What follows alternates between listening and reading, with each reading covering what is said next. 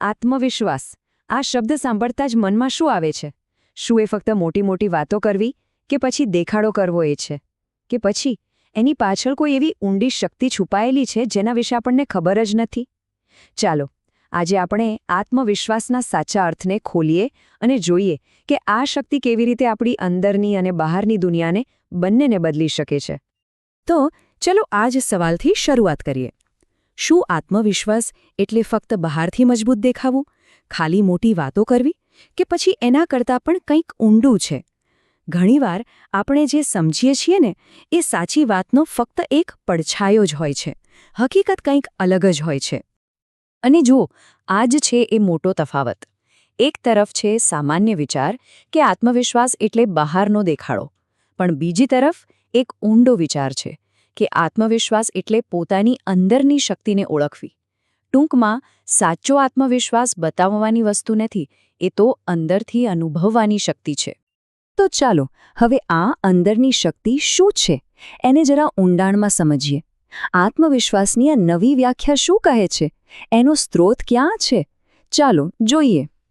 તો જુઓ, વાત બહુ સીધી છે. આત્મવિશ્વાસ એટલે શું? એટલે પોતાની અંદર જે સૃષ્ટિની મતલબ કે આ બ્રહ્માંડની સૌથી મોટી તાકાત છુપાયેલી છે ને, બસ એને ઓળખી લેવી. આ કોઈ બહારના સર્ટિફિકેટ પર નથી ચાલતું. આ તો પોતાના આત્માની શક્તિમાં એકદમ અતૂટ વિશ્વાસ રાખવાની વાત છે. અને જ્યાં સુધી આ ઓળખ નથી થતી ને ત્યાં સુધી વ્યક્તિ બીજાના સહારે જ જીવે છે, ખરું ને? અને આ વાતને એકદમ સ્પષ્ટ કરતું એક વાક્ય છે. વિચારો, આ કેટલી મોટી વાત છે! બ્રહ્માંડ પણ એની જ મદદ કરવા આવે છે જે પહેલાં પોતાની મદદ કરવા તૈયાર હોય. મતલબ કે જે પોતાની જાત પર વિશ્વાસ રાખે છે. જો આપણને જ આપણી કાબિલિયત પર ભરોસો ન હોય તો પછી બીજું કોણ આપણા પર ભરોસો કરશે? પણ આ આત્મવિશ્વાસના રસ્તામાં એક સૌથી મોટો દુશ્મન પણ છે, એક અવરોધ છે, અને એ છે શંકા. પોતાના પર જ શંકા કરવી એ સૌથી મોટું જોખમ છે. અને આમ સમજીએ, જ્યારે આપણા મનમાં શંકા ઘૂસી જાય છે ત્યારે એ આપણી ક્ષમતાઓ માટે સૌથી મોટું જોખમ બની જાય છે. એ આપણને અંદરથી ખોખલા કરી નાખે છે. પણ એની સામે શ્રદ્ધા શું છે? એ સફળતાનું બીજ છે, જે વાવશો તો ઉગશે જ. તો આ સફળતાનું બીજ વાવવું કઈ રીતે? જુઓ, આત્મવિશ્વાસ કોઈ જાદુ નથી કે રાતોરાત આવી જાય. એ તો એક પ્રોસેસ છે. પહેલું પગલું છે એ બીજને પૂરા વિશ્વાસથી વાવવું. પછી એને રોજિંદા પ્રયત્નોનું પાણી અને ખાતર આપવું. અને પછી ધીરે ધીરે એ જ બીજ સફળતાના એક મોટા ઝાડમાં ફેરવાઈ જશે. આમાં મહેનત અને ધીરજ બંને જોઈએ. અને એટલે જ કહેવાયું છે, આ વાતને બરાબર મગજમાં ઉતારી લેવા જેવી છે. દુનિયામાં બીજું કોઈ મોટું રિસ્ક નથી. સૌથી મોટું રિસ્ક તો આપણે પોતે જ લઈએ છીએ જ્યારે આપણે આપણી પોતાની કાબેલિયત પર શંકા કરીએ છીએ. કેમ કે આ શંકા જ આપણી બધી શક્તિઓને ખાઈ જાય છે. આખી વાતને હજુ વધારે સારી રીતે સમજવા માટે ચાલો એક સરસ મજાની વાર્તા સાંભળીએ. બે પથ્થરોની વાર્તા. આ વાર્તા આપણને આત્મવિશ્વાસ અને મહેનતનો પાઠ એવી રીતે શીખવશે કે આપણે ક્યારેય નહીં ભૂલીએ.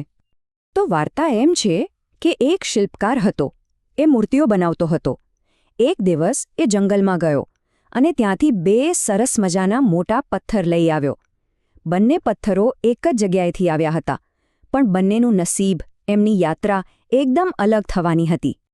શિલ્પકારે ઘરે આવીને પહેલા પથ્થરને લીધો અને જેવી એના પર છીણી અને હથોડાનો એક ઘા કર્યો, ત્યાં તો પથ્થર ચીસો પાડવા લાગ્યો.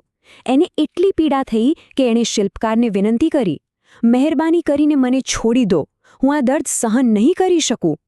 ટૂંકમાં એણે મુશ્કેલીનો સામનો કરવાની ના પાડી દીધી. શિલ્પકારે એ પથ્થરને બાજુ પર મૂકી દીધો અને બીજો પથ્થર લીધો. હવે એણે એના પર કામ શરૂ કર્યું. છીણી અને હથોડાના ઘા પડવા લાગ્યા. પણ આ પથ્થર એકદમ શાંત રહ્યો. એણે એક પણ ફરિયાદ ન કરી. ચૂપચાપ મૌન રહીને દરેક ઘા સહન કરતો રહ્યો. એણે આખી પ્રક્રિયાને સ્વીકારી લીધી. અને હવે જુઓ, બંનેનું પરિણામ શું આવ્યું. જે પહેલો પથ્થર હતો, જે દર્દથી ભાગી ગયો હતો, શિલ્પકારે એને મંદિરની બહાર પગથિયા પાસે મૂકી દીધો. લોકો આવતા જતા એના પર નાળિયેર ફોડતા. મતલબ થોડી પીડાથી બચવા માટે એને રોજ ઘા ખાવા પડ્યા. અને બીજો પથ્થર, જેણે બધી પીડા સહન કરી, શિલ્પકારે એમાંથી ભગવાનની એક સુંદર મૂર્તિ બનાવી અને એ મૂર્તિને મંદિરના ગર્ભગૃહમાં સ્થાપિત કરવામાં આવી. લોકો એની પૂજા કરવા લાગ્યા. આ વાર્તાનો સાર બસ આ એક જ વાક્યમાં છે. કેટલી સાચી વાત છે નહીં? જે ક્ષણિક તકલીફથી ભાગી જાય છે એને આખી જિંદગી નાની મોટી તકલીફો સહન કરવી પડે છે, પણ જે શરૂઆતના સંઘર્ષને હિંમતથી સ્વીકારી લે છે એ જ દુનિયામાં પૂજાય છે, અને આત્મવિશ્વાસનો પાયો પણ આ જ સ્વીકાર છે. તો આ વાર્તામાંથી જે શીખ મળી એને લઈને હવે આગળ વધીએ. હવે સવાલ એ છે કે આ બધી સમજણને જીવનમાં ઉતારવી કઈ રીતે, અને કેવી રીતે એક મજબૂત સંકલ્પથી ઇતિહાસ રચી શકાય છે. ચાલો એના પર વાત કરીએ. તો આગળનો રસ્તો કેવો હોઈ શકે? સૌથી પહેલું અને જરૂરી છે એક દૃઢ સંકલ્પ કરવો, એક મક્કમ નિર્ણય લેવો. પછી પોતાના જીવન માટે કોઈ મોટું, કોઈ મહાન લક્ષ્ય નક્કી કરવું, અને બસ એ લક્ષ્ય પાછળ પોતાની આત્માની પૂરેપૂરી તાકાત લગાવી દેવી. અને હા, સૌથી અગત્યની વાત, જે ડર લાગે છે ને એને આત્મવિશ્વાસની આગમાં બાળીને ભસ્મ કરી નાખવાનો. અને જ્યારે આવો આત્મવિશ્વાસ આવી જાય ને ત્યારે શું થાય છે ખબર છે? જ્યારે કોઈ વ્યક્તિ પૂરા ભરોસા સાથે કંઈક બોલે છે તો એના શબ્દોમાં એટલી તાકાત આવી જાય છે કે બીજાઓ માટે શાસ્ત્ર જેવા બની જાય છે. લોકો એને અનુસરે છે, એમાંથી પ્રેરણા લે છે. અને અંતે આ એક સવાલ જે આપણે સૌએ પોતાની જાતને પૂછવાનો છે. આ સવાલનો જવાબ બહાર ક્યાંય નથી, એનો જવાબ આપણી અંદર છે. કારણ કે હકીકત એ છે કે જ્યારે વિશ્વાસ મક્કમ હોય ને ત્યારે વ્યક્તિ જ્યાં પણ ઊભી રહે ત્યાં જ ઇતિહાસ લખાવાની શરૂઆત થઈ જાય છે. તો પછી નિર્ણય આપણે કરવાનો છે કે ઇતિહાસ લખવા માટે આપણે ક્યાં ઊભા રહીશું.